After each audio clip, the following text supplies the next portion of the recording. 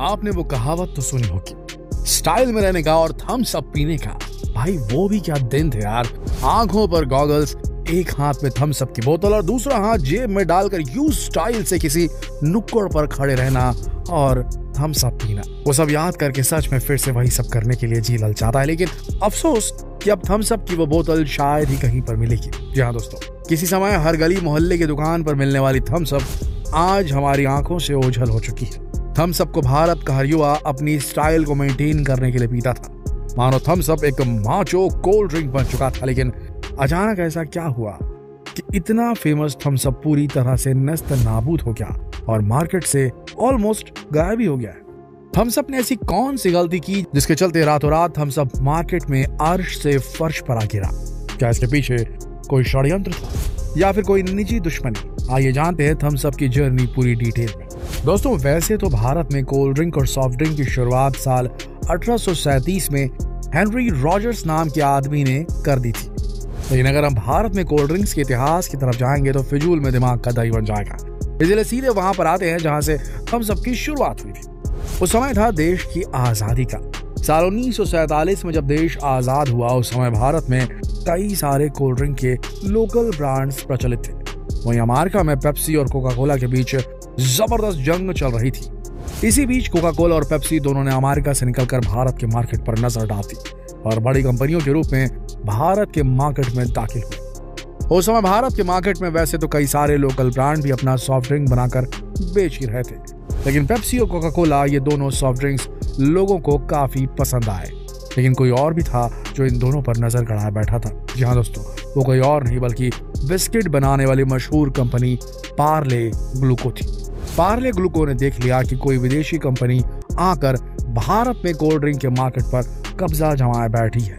ऐसे में पार्ले ग्लूको ने सोचा कि क्यों ना हम भी अपना एक कोल्ड ड्रिंक लॉन्च करें। हालांकि अब तक पार्ले के द्वारा सिर्फ बिस्किट ही बनाए जा रहे थे, लेकिन साल 1949 में 1949 में पार्ले ग्लूको ने मार्केट में ग्लूको कोला के नाम से अपना एक कोल्ड ड्रिंक लॉन्च किया। लेकिन इस नाम की वजह से पार्ले को थोड़ी दिक्कत हुई, क्योंकि कोका कोला ऑलरेडी इस नाम के ऊपर अपना ट्रेड मार्क रजिस्टर करवा चुका था। इसलिए ग्लूको कोला को अपने ब्रांड का नाम बदलकर पार्ले कोला करना पड़ा। लेकिन एक तरफ जहां कोका कोला का मार्केट में बोलबाला था, ऐसे में पार्ले कोला को मार्केट में टिकना काफी मुश्किल साबित हो रहा था। इसलिए अब पार्ले ग्लूको मार्केट में पकड़ जमाने के लिए नए नए तरीके इजाद करने लगी। इसमें से पार्ले ग्लूको ने अपना एक नया ब्रांड लॉन्च किया जिसका नाम था गोल्ड स्पॉट। ये गोल्ड स्पॉट ऑरेंज रंग का था और ये कोल्ड ड्रिंक बच्चों में काफी ज्यादा फेमस हुआ। इस गोल्ड स्पॉट कोल्ड ड्रिंक से ही पार्ले को कोल्ड ड्रिंक के मार्केट में घुसने का रास्ता मिल गया। अब धीरे धीरे पार्ले के द्वारा बनाए जा रहे कोल्ड ड्रिंक भी मार्केट में पकड़ जमाने लगी। आगे चलकर आलम यह हुआ कि जहां एक तरफ पहले कोका कोला और पेप्सी के बीच फाइट चलती थी, वहां अब कोका कोला और पार्ले के बीच फाइट चलने लगी और धीरे धीरे पेप्सी मार्केट से बाहर होती चली गई। इसके बाद पार्ले ने मार्केट में अपनी पकड़ बनती हुई देख एक नया ब्रांड लॉन्च किया। नाम था लिम्का। लिम्का भी लोगों के द्वारा काफी पसंद किया गया। धीरे धीरे पार्ले कंपनी अपने कोल्ड ड्रिंक ब्रांड के सहारे मार्केट में पकड़ बनाती जा रही थी। इसी बीच कुछ ऐसा हुआ जिससे पार्ले कंपनी के वारे न्यारे हो गए और कोका कोला पर कहर टूट पड़ा। वो समय था साल 1973 का, जब देश में इंदिरा गांधी की सरकार थी। उस समय पूरे देश में सूखा, अकाल और भुखमरी जैसी समस्याएं खड़ी हो रही थी और दूसरी तरफ इंटरनेशनल लेवल पर ऑयल क्राइसिस भी था, जिसका परिणाम भारत की इकोनॉमी पर बुरी तरह से पड़ रहा था। इसीलिए इंदिरा गांधी सरकार ने भारत की इकोनॉमी को बूस्ट करने के लिए एक नया ट्रेडिंग रूल पास किया। उस रूल के हिसाब से कोई भी विदेशी कंपनी भारत में 40% से ज्यादा स्टेक नहीं रख सकती। ऐसे में अब जब मार्केट में कोका कोला नंबर 1 पर चल रहा था और पार्ले नंबर 2 पर था, तो कोका कोला के लिए स्थिति थोड़ी मायूसी वाली थी, क्योंकि कोका कोला को अब अपने मार्केट शेयर्स घटाकर 40% पर लाने पड़े।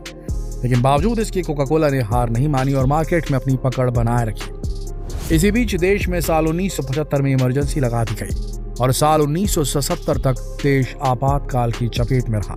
लेकिन इमरजेंसी खत्म होते ही चुनाव हुए और इंदिरा गांधी की सरकार गिर गई। देश के प्रधानमंत्री बने मोरारजी देसाई। मोरारजी देसाई की सरकार में इंडस्ट्रियल मिनिस्टर थे जॉर्ज फर्नांडिस। जॉर्ज फर्नांडिस ने ऐसा कानून पास किया जिसकी वजह से मार्केट में नंबर 1 पर चल रहा कोका कोला धड़ाम से मार्केट से बाहर हो गया। जॉर्ज फर्नांडिस ने 2 नए रूल पास किए जिसके तहत कहा गया कि कोई भी विदेशी कंपनी भारत में 40% से ज्यादा स्टेक होल्ड नहीं कर सकती। और दूसरा रूल था कोका कोला को अपने ब्रांड का सीक्रेट फॉर्मूला भारतीय कंपनियों के साथ शेयर करना पड़ेगा। जॉर्ज फर्नांडिस जानते थे कि कोका कोला ऐसा कभी नहीं करेगी, इसीलिए उन्होंने इतना खतरनाक रूल पास किया ताकि कोका कोला मार्केट से ही बाहर हो जाए। इसका परिणाम यही हुआ कि कोका कोला को अपनी 22 फैक्ट्रियां बंद करनी पड़ी। कई सारे मजदूर जॉबलेस हो गए और जॉर्ज फर्नांडिस के खिलाफ आंदोलन करने लगे। कोका कोला तो अब मार्केट से बाहर हो चुका था, लेकिन पार्ले के लिए अब नंबर 2 से नंबर 1 पर आने की एक गोल्डन अपॉर्चुनिटी थी। इस गोल्डन अपॉर्चुनिटी का पार्ले ने बखूबी फायदा उठाया और तुरंत अपना ब्रांड लॉन्च कर दिया जिसका नाम था थम्स अप। ये थम्स अप पूरी तरह से इंडियन इंग्रेडिएंट का इस्तेमाल करते हुए बनाया गया था और इसे कोका कोला के सब्स्टिट्यूट के रूप में मार्केट में लॉन्च किया गया था। उस समय और भी कई सारी रीजनल कंपनियां थी जो मार्केट में अपनी पकड़ जमाने की कोशिश कर रही थी, लेकिन थम्स अप जैसे ही लॉन्च हुआ तो इसका क्रेज भारत के लोगों के दिल पर छाने लगा। पार्ले ने थम्स अप की कैंपेनिंग बहुत ही बखूबी तरीके से की। आपने तो देखा ही होगा, Thums Up taste the thunder. इन एड कैंपेन्स के माध्यम से थम्स अप अब इंडियन मार्केट में नंबर 1 का कोल्ड ड्रिंक बन गया।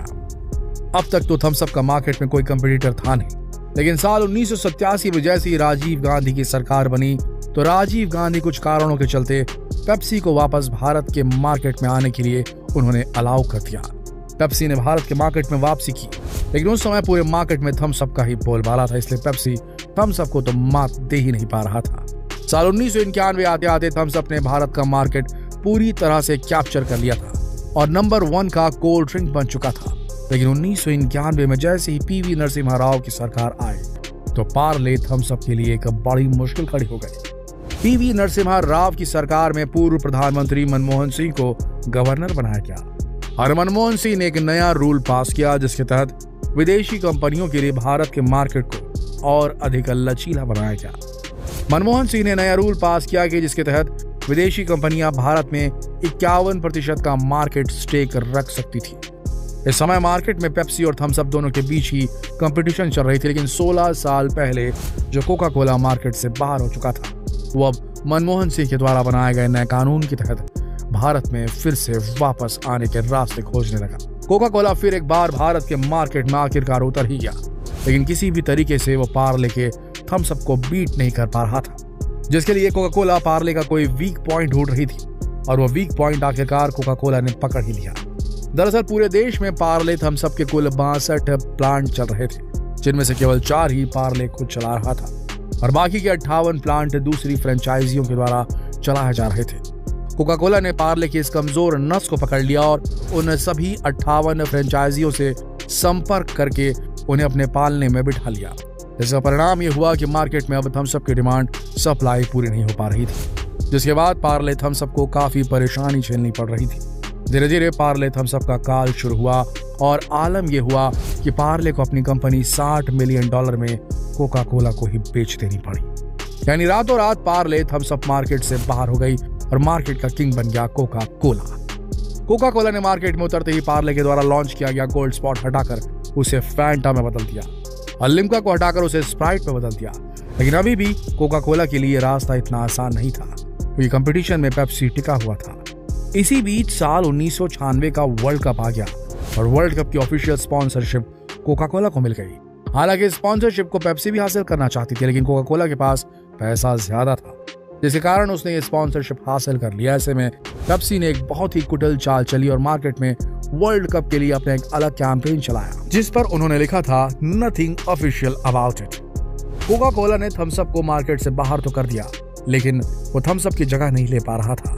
दूसरी तरफ पेप्सी ने वर्ल्ड कप के अपने अनऑफिशियल कैंपेन से लोगों के दिमाग में ये चीज डालने की कोशिश की कि पेप्सी थम्स अप का सब्स्टिट्यूट है और यही चीज कोका कोला के लिए सिरदर्द बन गई। अब आप ही देखिए, वर्ल्ड कप का ऑफिशियल स्पॉन्सर तो कोका कोला था, लेकिन लोगों का झुकाव पेप्सी की तरफ बढ़ता जा रहा था। जिसके बाद कोका कोला ने अपनी गलती को सुधारते हुए फिर एक बार थम्स अप को मार्केट में लाने का प्रयास किया, लेकिन अब बहुत देर हो चुकी थी। उस समय पेप्सी मार्केट में नंबर 1 पर आ चुकी थी और थम्स अप नंबर 2 पर। यहाँ गौर करने वाली बात है कि मार्केट में जो थम्स अप अब मिल रहा था वो पार्ले वाला थम्स अप नहीं बल्कि कोका कोला वाला थम्स अप था। इसके बाद कोका कोला ने साल 2002 में लिम्का को फिर से लॉन्च कर दिया और दूसरी तरफ कोका कोला का स्प्राइट तो मार्केट में चल ही रहा था। साल 2013 आते आते स्प्राइट ने थम्स अप का भी मार्केट बीट कर दिया और आगे निकल गया। तो दोस्तों, देखा आपने, भारत में कोला वॉर की इस पूरी उठापटक में मार्केट की कंपटीशन तो शामिल थी ही, लेकिन साथ ही साथ भारत की राजनीति भी काफी ज्यादा इंटरफेयर कर रही थी, जिसका परिणाम यह हुआ कि कभी कोका कोला को नुकसान झेलना पड़ा तो कभी थम्स अप को और कभी पेप्सी को। चाहे कुछ भी हुआ हो, लेकिन इस जर्नी को देखना काफी इंटरेस्टिंग रहा। अगर आपको ये वीडियो पसंद आया होगा तो कमेंट बॉक्स में अपनी प्रतिक्रिया जरूर दें और इस वीडियो को जितना हो सके शेयर करें। कमेंट में ये लिखना ना भूलें भैया कि आपको कौन सी कोल्ड ड्रिंक पसंद है, थम्स अप, कोका कोला और पेप्सी, जरूर लिखिएगा। और जितना हो सके इस वीडियो को शेयर करें फेसबुक पर, व्हाट्सएप पर, यूट्यूब पर, ताकि बाकी लोग भी अपनी प्रतिक्रियाएं दे सकें यार। तो कल फिर मिलते हैं एक और दिलचस्प वीडियो में। तब तक के लिए आप सबका इस वीडियो के अंत तक बनने के लिए दिल से धन्यवाद।